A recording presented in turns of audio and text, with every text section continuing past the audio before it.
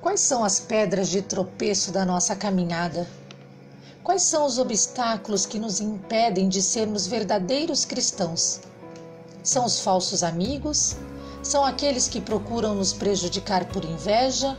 Ou será que são aqueles e aquelas que nos arrastam para fora do caminho da casa do Pai? Precisamos ser o fermento que transforma a massa, que muda o rumo maligno das coisas deste mundo. Precisamos ser catequistas pela palavra, pelo agir e pelo testemunho. Precisamos ser como Jesus, aquele que contrariou a ideologia dominante naqueles tempos, uma ideologia que marginalizava os pequenos e idolatrava os grandes. Hoje, tudo se repete, não mudou nada.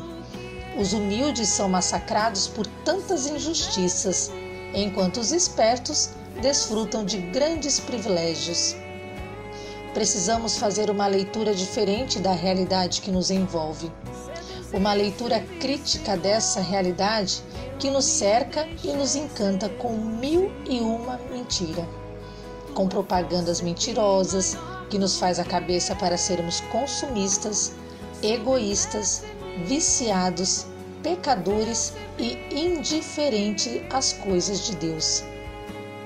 Porque precisamos não nos deixar seduzir pelo mundo, mas sim deixar-nos seduzir por Deus, transformando a nossa maneira de pensar, de julgar e de valorizar segundo o Evangelho e não segundo os valores da sociedade de consumo, para que possamos distinguir o que é da vontade de Deus em vez de seguir os valores do mundo, a fim de sermos úteis ao seu plano de salvação, que também é nosso.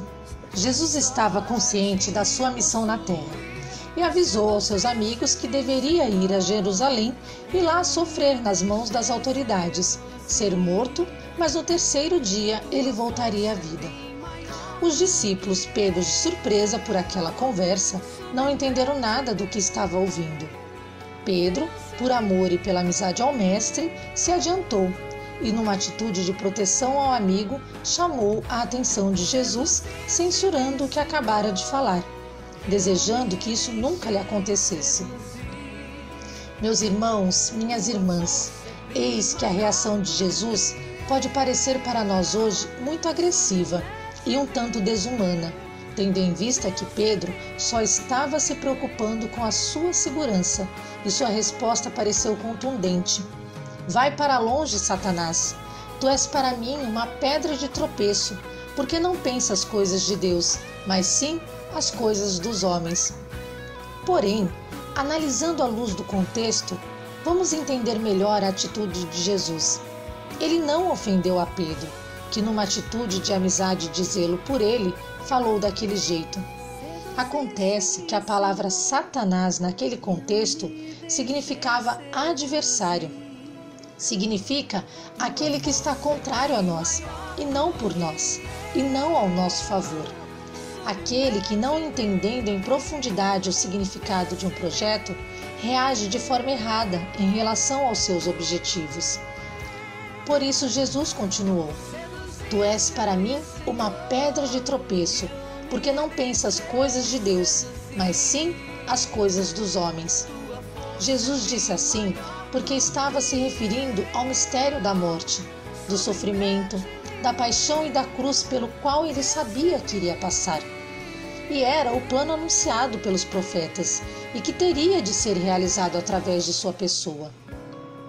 Caríssimos, o cristão autêntico é aquele que escuta a palavra de Deus e não questiona, mas pelo contrário, deve buscar interpretá-la, segui-la e ensiná-la aos demais irmãos e irmãs. O mundo nos afasta de Deus, nos ridicularizando por sermos cristãos, como aconteceu a Jeremias. Vamos recorrer à força do alto para que possamos enfrentar as forças contrárias e renunciar aos nossos instintos, à pressão desfavorável dos amigos, dos familiares, renunciar ao luxo, à riqueza, para seguir Jesus. Aí, aquele amigo, aquela namorada, aquele namorado lhe diz: o que vou ganhar com isso?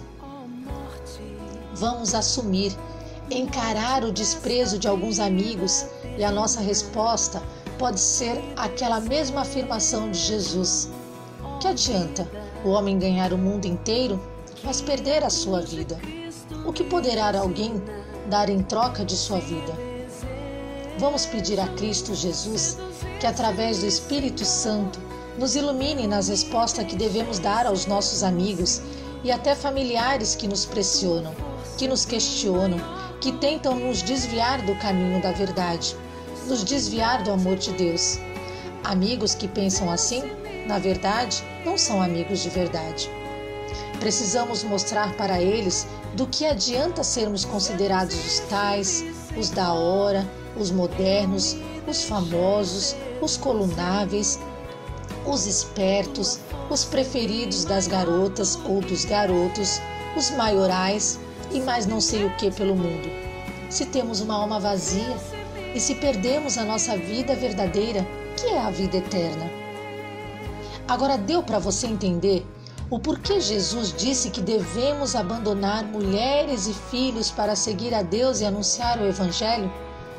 É porque se não conseguimos mostrar a eles que o reino de Deus é prioridade em nossas vidas, então os largamos de lado, pegamos a nossa viola e vamos cantar em outro lugar. Porém, não os abandonemos, pois eles fazem parte das nossas cruzes e precisamos largar tudo, pegar a nossa cruz e seguir o Mestre, assumir o seu plano de amor por nós. Mas você só poderá fazer isso depois que o fogo de Deus o pegar em cheio, fazendo você sentir aquele arrepio da presença do Espírito de Deus ao seu lado. Então, você sorrindo e feliz dirá: seduziste-me, Senhor, e deixei-me seduzir. Que Deus o abrase ainda hoje com o fogo do seu amor. Amém. Tenha um bom e santo domingo.